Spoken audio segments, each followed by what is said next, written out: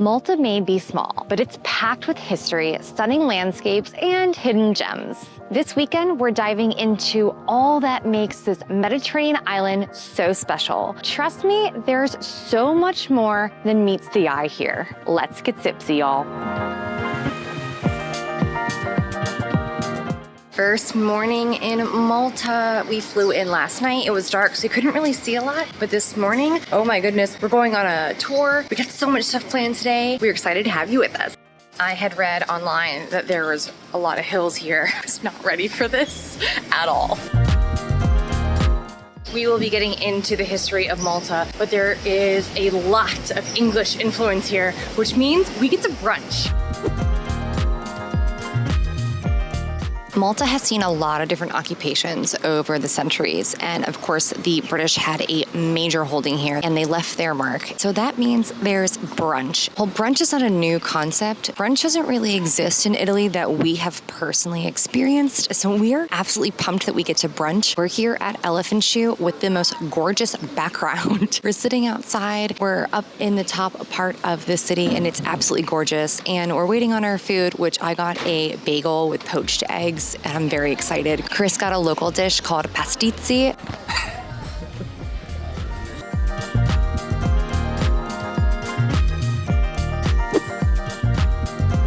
The Saluting Battery and the Upper Gardens are two spots in Valletta that offer some of the best views of the Grand Harbor. The Saluting Battery has been a key part of Malta's history for centuries, used for military purpose, and now a place where visitors can watch the cannons being fired at noon daily.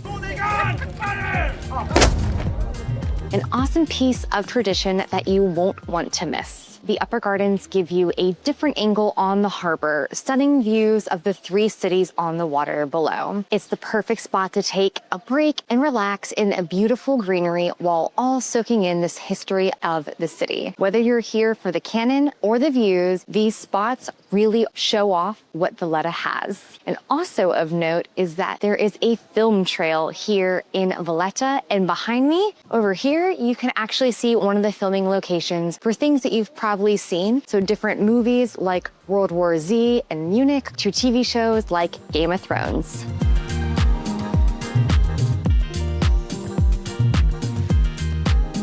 We decided to do a tour here in Malta, and we ended up booking through Viator. We're doing a 3-hour walking tour, and one of the reasons that we wanted to do this is because the history here is so expansive. We wanted to take the time to slow down and really learn about this incredible place. We don't typically do just standard walking tours. We like to combine it with food or wine, but this time we just are here to learn about the history. You'd think an island this tiny might get overlooked, but not Malta. This rock in the middle of the Mediterranean has been fought over, conquered, and rebranded more times than a failed startup. We want to take a few minutes to talk about Malta's fascinating history, but if you're not into that and just want the travel stuff, skip to this timestamp here. Malta's first settlers arrived around 5000 BC, likely from nearby Sicily. They brought farming tools and apparently some pretty impressive engineering skills. They built temples that are still standing and are older than the pyramids. Fast forward to the Phoenicians around 800 BC, masters of ships and setting up ports. They introduced writing, commerce, and set the tone for Malta's long career as most likely to be conquered. Then came the Carthaginians, and they held it down until the Romans showed up, just doing what Romans do, conquering things and paving roads. They brought with them bats, Latin, and the occasional gladiator match. Enter the Byzantines, the Eastern Roman Empire. They took over after the fall of Rome. Think less togas, more mosaics, and monks. That lasted until around 870 when the Arabs arrived. They introduced irrigation systems, citrus trees, new architecture, and left behind a chunk of language. It's why the Maltese sounds like an Arabic, Sicilian, and a little bit of Latin blend. Then, after a few centuries of playing hot potato with various European powers, the Knights of St. St. John showed up in 1530. The Holy Roman Emperor gave them the land in exchange for a falcon a year. Yes, a literal falcon. They took that deal and turned Malta into a heavily fortified Mediterranean power base. In 1565, the Knights faced off against the Ottoman Empire during the Great Siege of Malta and somehow won. And in 1798, Napoleon waltzed in on his way to Egypt and kicked the Knights out. This lasted about 2 years before Malta said hard pass and called in the British for help. Which brings us to the British Empire. Malta became a colony in 1814 and it stuck around until 1964. The Brits left behind the phone booths, tea cultures, and the ability to drive on the left, which confuses the tourists to this day. Finally, Malta gained independence in 1964, became a republic in 1974, and joined the EU in 2004. Just in time to start dominating at being a warm weather getaway for history nerds, divers, and cruise ships.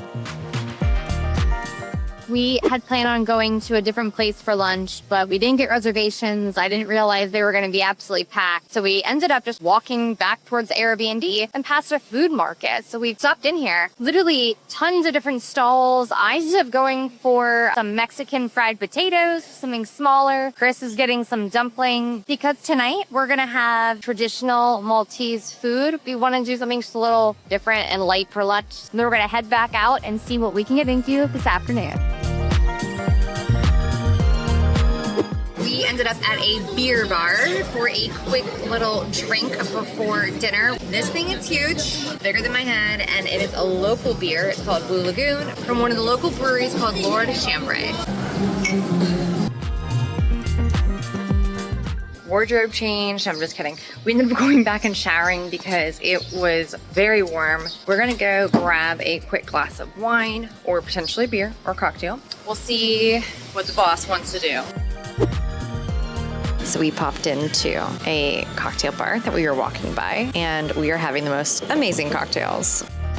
What are you drinking? I've got a Mezcal Negroni, which is a very interesting take on a Negroni. That smokiness from the Mezcal, delicious. And the bartender made me an original.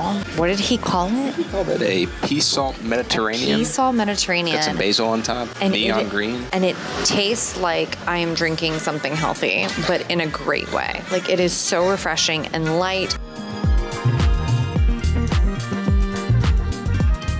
We're heading to dinner, and I wanted to show you guys. Go ahead and point. It says it's mostly flat. This is what Google considers mostly flat ramp.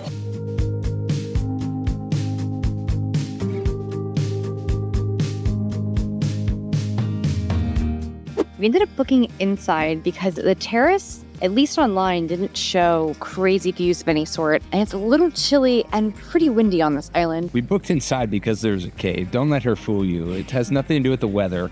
We're gonna sit in a cave.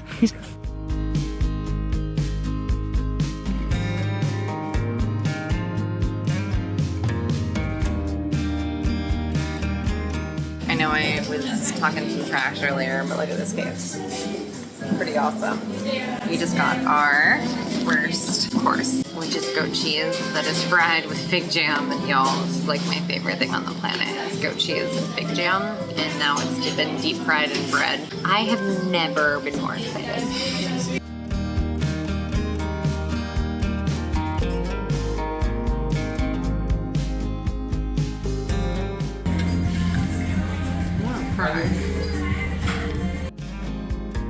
Dinner was amazing. It was our splurge night. Chris got the rabbit. Wow. Sorry, Dad. Chris had bunnies growing up as pets. Amazing. I had the filet, also good. And for the appetizer, as you saw, transformative experience. It was like a fried goat cheese wonton with fig. Amazing. Definitely more traditional, a little bit more upscale, but very, very good. We are heading home for the night. Even though it's early, we do have a ferry to catch tomorrow. It's not that. We are going to Gozo. That's Italian. Gozo. Gozo. We're going to Gozo tomorrow, which is another island. Malta has 3 islands. No plans for tomorrow. No idea what we're gonna get into. We'll find out with you tomorrow. Night. Good morning. It is Saturday here in Malta. We are on our way to the ferry boat where we're going to take a 45-minute ride to go to another island.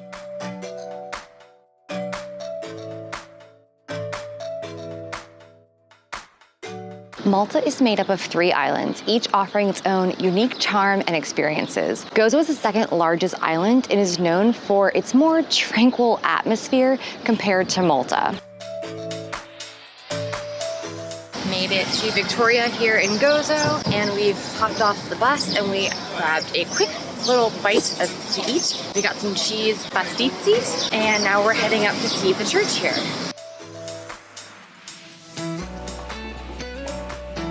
When we got off the bus here in Gozo, we literally had no plans. The bus system here is the best way to get around. It connects you to all the things you want to see on the island. And we were looking on the map for just things to see, and we saw it was the Cathedral of the Assumption. So we decided we were gonna walk up to this church on a mostly flat Google map recommendation. It was not. This entire area is a fortified complex that was built sometime in the Middle Ages, and it's fairly well preserved. There's ruins everywhere. There's an old prison. It is absolutely fascinating, and we're just walking around, exploring and reading the different plaques, having no idea that this was actually up here. And I will say this, the view is absolutely astounding. You can see all of Victoria here, as well as little towns scattered around. It said it was $5 to visit, but we just kept walking past the sign. There wasn't a ticket booth, and I think what you need to pay for is the underground portion, because this is completely free to visit.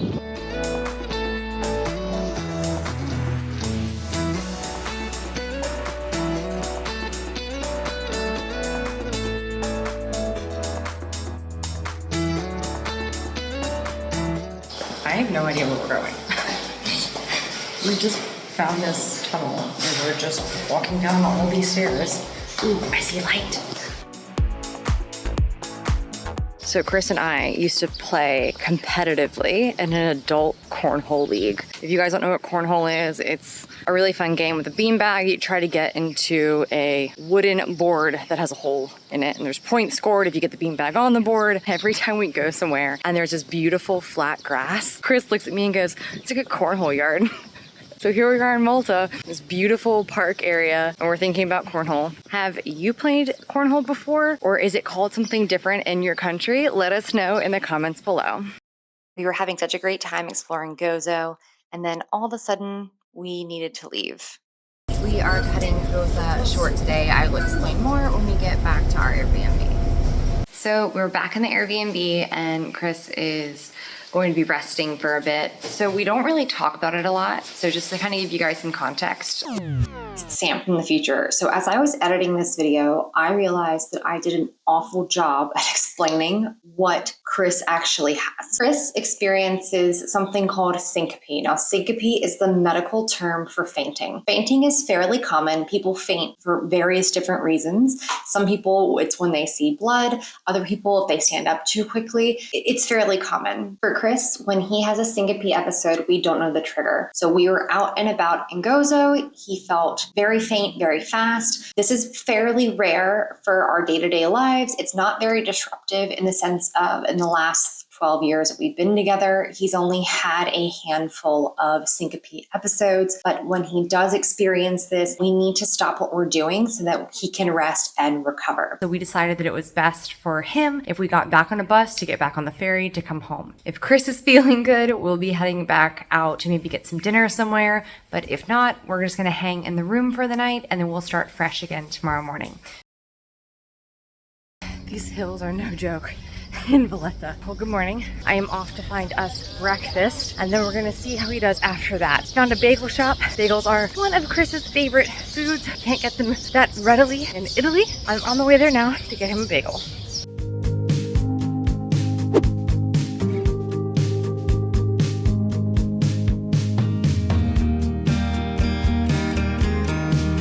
Also, pro tip, I always travel with at least one foldable, reusable bag, especially here in Europe. They come in handy quite a lot. So it's definitely something I always travel with. I'll go ahead and link them in the description below. You can get them on Amazon. They come in packs of 5 and they are awesome. Something I forgot to mention is there are more churches in Malta than there are days of the year. Well, I was close. 359, 365, pretty close. There's actually over 20 just in Valletta alone, which is pretty impressive considering the population here isn't more than like 5 or 10,000. I'm pretty sure I have everything bagel in my teeth, but as someone who's not had an everything bagel in over a year, this is very good. This is a very good everything bagel, and the way they did it is that it is completely coated with seasoning on both sides. They don't really have everything bagel seasoning in Italy. We've had to make our own. Wow.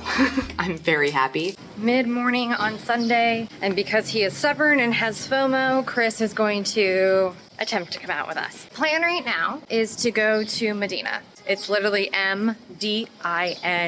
So Mdina. Mdina. It is around a 30 to 40 minute bus ride, but you can catch that here from the city. We have to walk about 15 minutes up to the city gate to catch a bus to head that direction.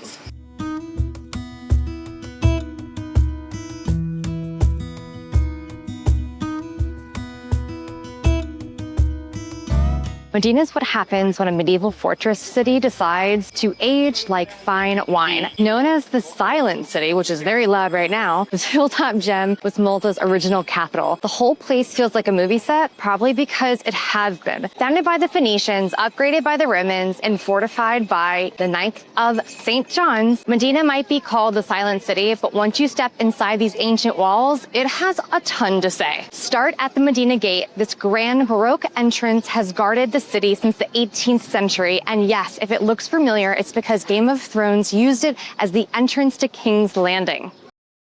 Inside the walls, your first major stop should be at St. Paul's Cathedral. Legend says it was built on the spot where St. Paul met the Roman governor after being shipwrecked in Malta. The outside is impressive, but inside, Baroque overload in the best way. Marble floors, ornate ceilings.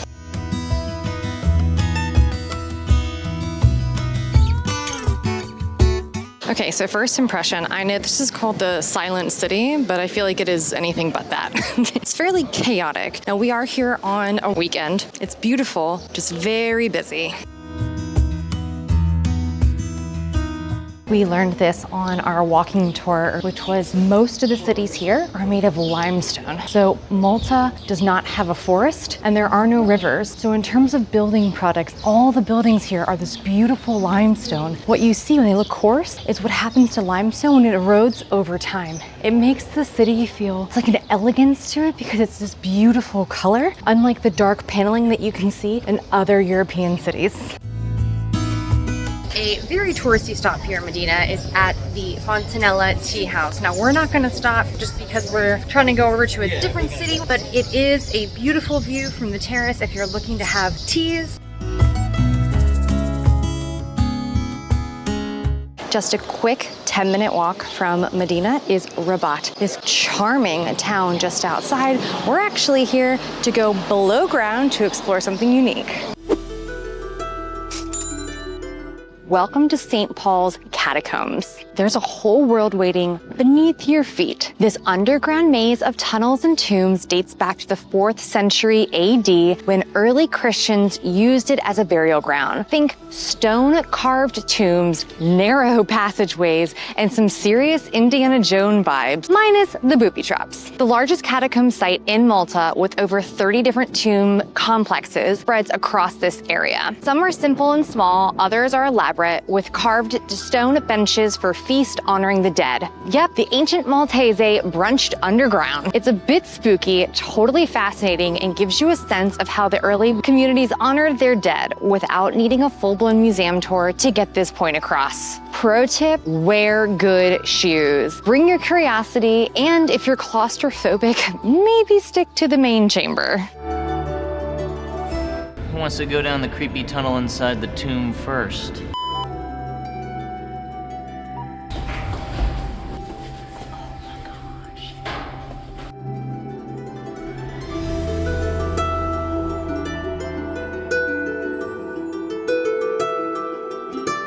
If you are claustrophobic, this is probably not the activity. Maybe a hunchback.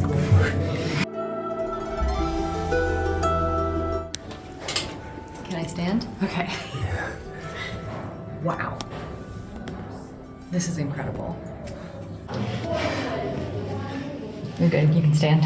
So they have panic buttons scattered throughout this place, and I understand why, because I have no idea where I am. I could see this being very disorienting and needing to hit that panic button. Joke's on us. We thought that was it. We were down there for like a good 20 minutes walking around. That was the smaller set. The larger underground is across the street, which is where we're heading now. I was not expecting that. Look at this, Catacombs 19 through 20. All right, let's do it. Clap lights. Did you just clap the lights to clap on? They need them. God, this is so creepy. I mean, you can't be tall. I'm only 5'5" and I fit, but if you're much taller than that, you're definitely not going to.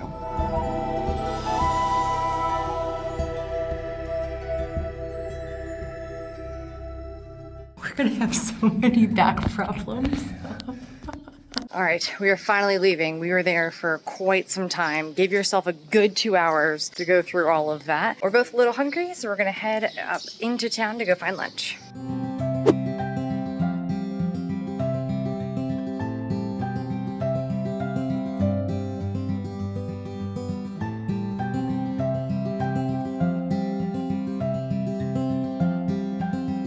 Decided to, on the way home, get off the bus early and head to a brewery. It's actually the biggest brewery here in Malta. Chris says he's feeling up for a beer. So here we are, we're gonna go drink some beer.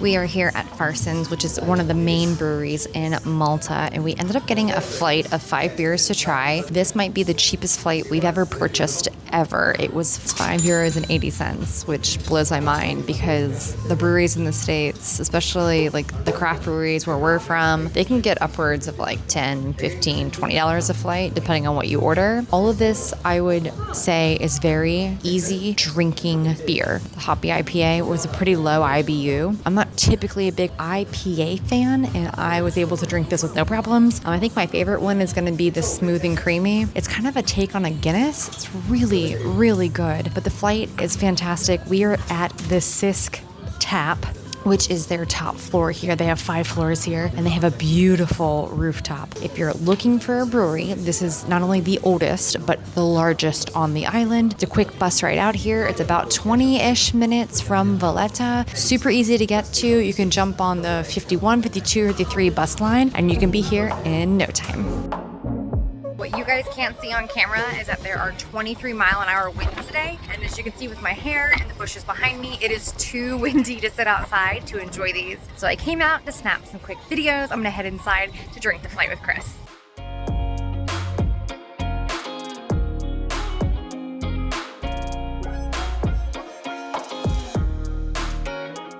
It's crazy how drastically different the bus experiences are. There's either nobody on board or everybody on board. Made it back to Valetta. We're gonna head back to our room. We're gonna lay down for about an hour and then we'll get into something else, assuming this one still feels good. We don't have dinner reservations tonight. It is Sunday, and we are going to try to squeeze in to this restaurant close to the Airbnb. I had done some research on it prior to getting here, and they're supposed to have a really cool tasting menu. It is either 3 or 7 courses, which you can pair with wine, and it's a blind tasting menu, so you don't get to pick or know what's on it. First of all, it's still windy. Second of all, they don't have any availability. They don't even have any tomorrow. The next available is gonna be Tuesday. So if you're coming to Malta and you wanna do this, book it in advance. We were hoping because it was Sunday, it would be okay. Plan B, we're gonna do Paul's Bistro and hope they have a table.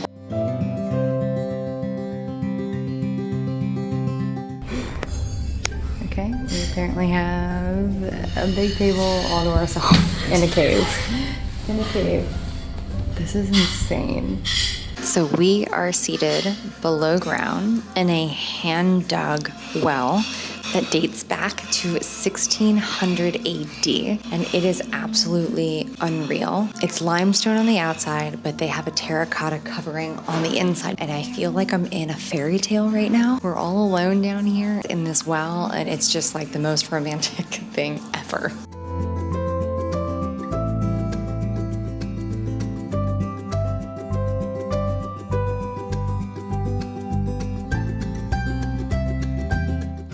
that food was phenomenal. Not exaggerating. We didn't actually even have the mains. We only had starters and wow, knocked our socks off. We leave tomorrow, so we're going to head back to the Airbnb. We're gonna get packed. See you in the morning.